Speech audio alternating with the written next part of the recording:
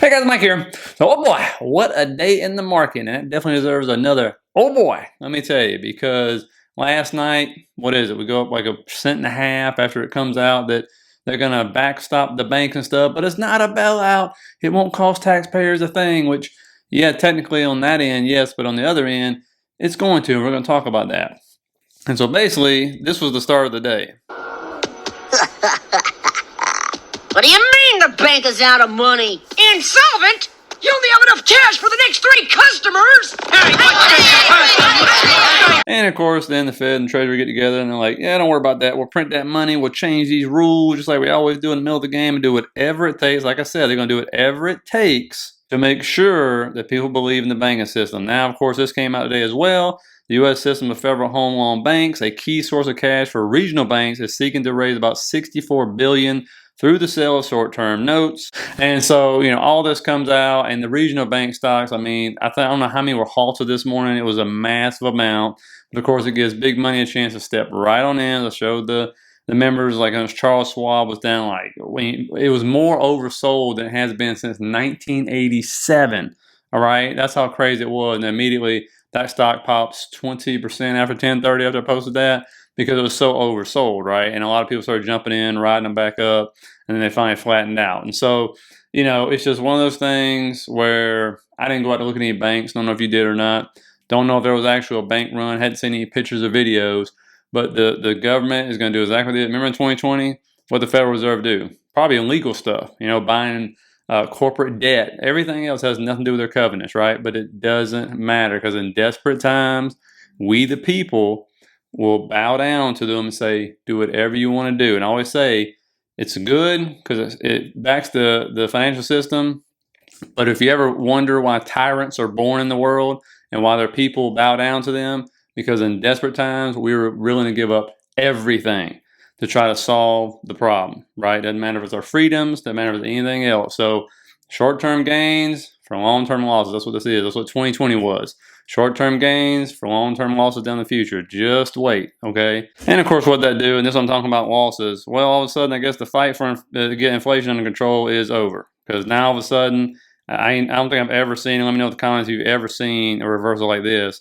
But now all of a sudden, they're either looking at no rate hikes to 25 basis point rate hikes, and then we're cutting it in the second half of the year again, right? Again. It's unbelievable. What was it like? We were at 80%, 50 basis point hike, and now all of a sudden, forget inflation, can't do it. We keep raising. That's what we talked about. The Fed, how many times do we say it? The Fed will always break something. Well, they broke something, right? And so now some people are saying there ain't going to be any rate hike coming up on the 22nd. And if it is, maybe 25, and then they're going to pause. And so this is going to be interesting to see what the market does, okay? Does it go on one of these crazy run-ups when we get one of these, oh my God, they're going to pause type runs, or does the banking system continue to get worse? Because obviously having 2 banks in 1 week, and you see how fast they come about, right? They say, hey, we're good, and then next thing you know, here comes another bank, right, going under or something, being taken over. But the good thing is, supposedly what says works out, they said the shareholders are toast, the bond holders will get pennies on the dollar most likely, but all of a sudden, $250K FDIC insurance doesn't mean anything. We're just going to backstop it all. We'll see where all that money comes from if they're able to do that and stuff. But I think they realize they have to do something. So this is going to be, man. I don't know. Have you ever been in a situation like this where we're going through rate hikes and all of a sudden we're going to fight inflation. Now all of a sudden we can't fight inflation because here comes, this deal with the banking system.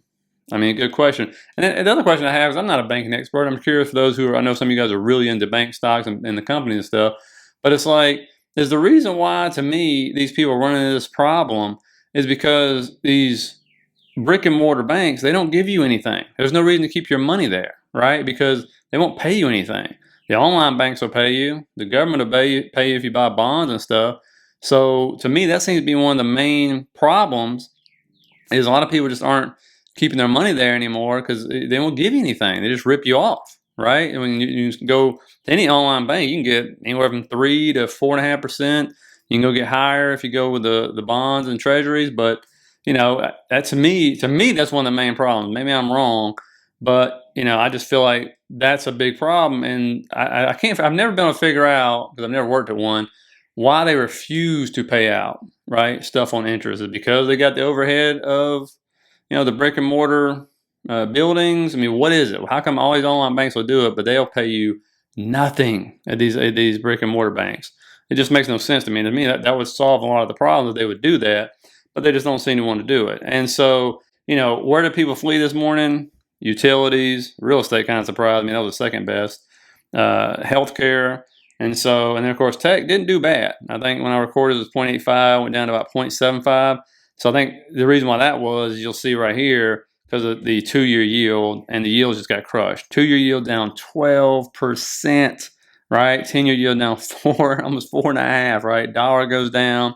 Q's ended up about 0.75% up on the day. The VIX at one point in time was up 20% when we opened up on the market this morning. And if you get anything out of this, guys, please hit that like and subscribe button. I really appreciate it. And if you're new, think about subscribing. If you like this content, I really appreciate your support. And that's why we always talk about, you can't predict one of these events, right? If it happens fast. You get these huge spikes in the VIX. Markets all over the place. People don't know where to go. Half people running for safety. Half people are, go ahead and say, I'm going to take a gamble here and start buying these bank stocks because they're so low. And the government's saying what? They're going to backstop it, right? We're going to change the rules. We're going to make sure we can back this up, try to get, like I said, what's the banking system based on? Trust and faith that your money's going to be there and that it's safe, okay? And by the way, let us know down in the comments if you saw any bank runs on other banks today. Just let us know. But it's really, the big boys, they don't have a lot to worry about now. It is the regional banks, right? I mean, that's the smaller banks. That shows you the list of the amount of assets they have. You don't take much. You get a big bank run on those regionals, they're in deep trouble, right? The big banks, I think the problem with the big banks is, if something crazy were to happen, is, as somebody mentioned in the comments, and I've said this before, they have so much stuff that's off the balance sheet that we just don't know about or can't see it, right? But becomes a problem when crap hits the fan, right? And so to speak. And so that's the big worry about that. And that's why I can't stand it when you just have, it's the same way in the stock market, like 5 stocks that run the whole index. And then with these banks that just, was it 4 or 5 I showed you on the list? 9 trillion in assets. I mean, that's just crazy. And they're going to continue to get bigger and bigger, it seems like, because if more of these banks get in trouble, they're just going to come in and keep, buying them up for pennies on the dollar, right? That's pretty much what's going to happen. And, that goes into the SPY. And boy, I told you there's going to be some huge swings, guys. We gap down. People are like, oh, man, this is it. Everything's going to melt down. And look at that move. Oh, my good. 2.5% move just like that. And what it bounced off of and get rejected and couldn't hold? That descending trend line, of course. And it did it twice, right? We bounced off again. This is the trend line I'm talking about, which would put us back in the channel. Which we are still in because it couldn't get above it, because now it is resistance, of course. And when you look at some other stocks here, NVIDIA couldn't even make it up. I was hoping it was going to make it up to that gap up there. It did not. Fell through, started to fill the gap. I told the members, is this it? Is this it? And then, nope, when the market bounced, NVIDIA bounced, got rejected off the trend line, trying to get back in that ascending wedge, which it could be, if we continue to go up. And then, of course, Tesla actually gapped down, but again, the market rallied. It rallied with it. And there's that January low anchored VWAP right there, which it finally broke above. And then, of course, now is holding maybe a support we'll have to see. And I want to throw this in there because this trips me out, right? This is what a lot of people argue, and they say buy and hold doesn't work and stuff. And you got people, they just trade in out of positions once they get a lot of profit. But this is BABA. In 2014, when it went public, and when you look at this thing, it had revenues of $10 billion, gross profit of $7 billion, equity of $9 billion. It's sitting around $92. And then when you fast forward over to where we're at now, has revenues of $129 billion, gross profits of $46 billion, equity of $159 billion. It's trading at 82. And I know it's a Chinese stock. I get it and everything. But when you see stuff like that, and I can show you some American stocks that have done the exact same thing, by the way, you look at that, you're like, wow. That is just insane. And again, that was a bubble. You look at the chart, it was a bubble. And that's what I'm saying. When you see stocks go up that fast, that hard, it's kind of telling you something, right? You got to think about that. And nothing good happened below the 200. So when that one fell below the 200, it just imploded. All right. And plus, how can you trust China, right? That's a whole nother thing. And so we're going to have to see, obviously, what happens with the whole banking thing. Because, they're going to backstop stuff. So, of course, people will have, more confidence even buying the stocks. And some of those regional bank stocks are down like 75, 80%. It is insane, right? And so is it a gamble? Absolutely, it's a gamble. for sure, because you're buying the stock. And so those can obviously go to zero if they go out of business. And obviously what they tell people, we're not going to refund the shareholders, the bond buyers, all that stuff. That we're talking about just the people that are putting deposits, that you're putting money in the bank, being made whole. How long that takes, I have no idea. But you also saw other companies who have come out and said, like I showed you this weekend, that we have money in there. Well, I guess they're going to be made whole. That tends to be what's going to happen. Again, I don't know how fast that's going to happen. We'll have to see. But they wanted them to have access to it on Monday because of what? Payrolls. That was a big thing. They wanted people to get paid. And so, we're going to have to see. My biggest thing on this one is, what are we doing on inflation now? All of a sudden, we're just stopping and just no more rate hikes, and then we're going to keep the Fed funds rate below what CPI is. But guess what? What's going on tomorrow? CPI, right? So that's going to be, I think the narrative's going to change things. If it comes in under, and that's going to solidify and say, oh, well, good, this solidifies what we're talking about, or rate hikes, rate cuts, they've already broken some, plus CPI is coming down. But if it comes in hot, what's the Fed going to do? That's the big question. Let me know in the comments what you think about that. Now, I did want to end with this, and I want to ask you a question because I like you guys' opinion. And you get a lot of different feedback from a lot of people all over the country.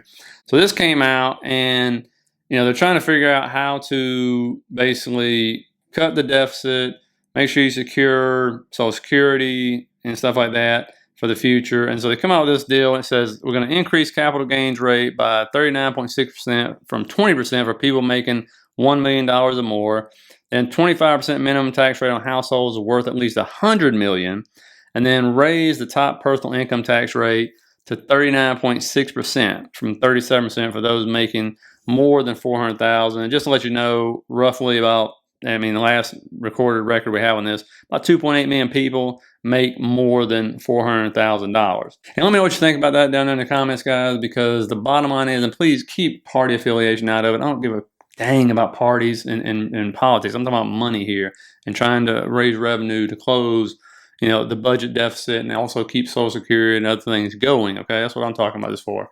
And so, I don't care who passes this.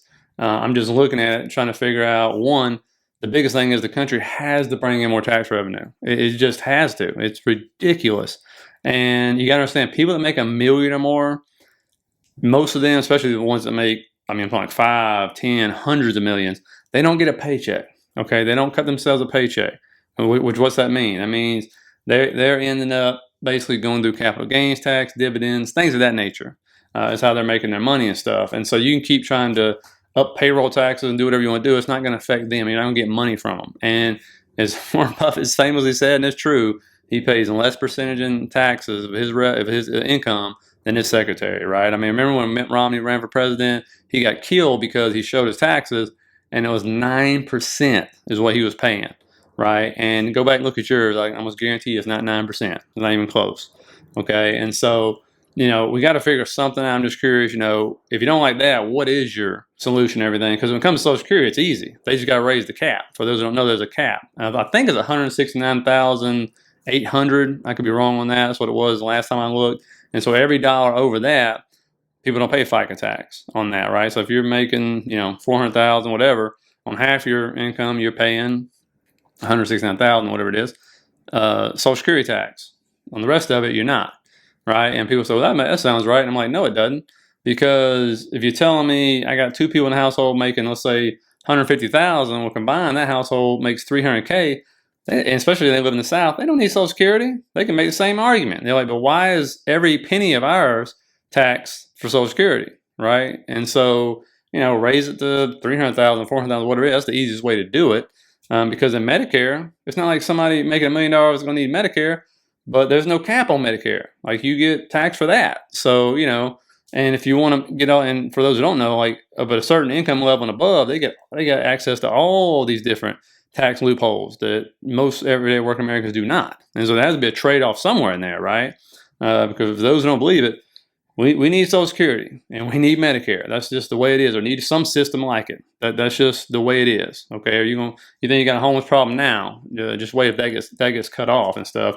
And 20 years from now, if you think Social Security is going to be around the way it's going now, I can't even imagine. There's no way. Because we started off with 7 people paying into it for every one retiree when they started this, and now it's down to like 1.2 paying in for every one. So you do the math.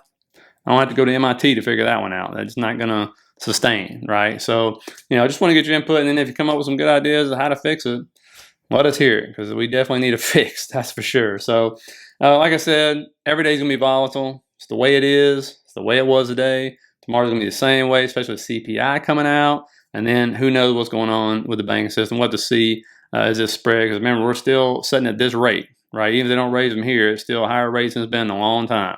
And so if there was problems going on before, like last week, the week before, then there's still going to be problems going on in the banking system. All right, even if they're backing the deposits or whatever, there's still going to be problems. So anyway, hope you got something out of it. Hit the like, subscribe if you did, and I'll see you tomorrow.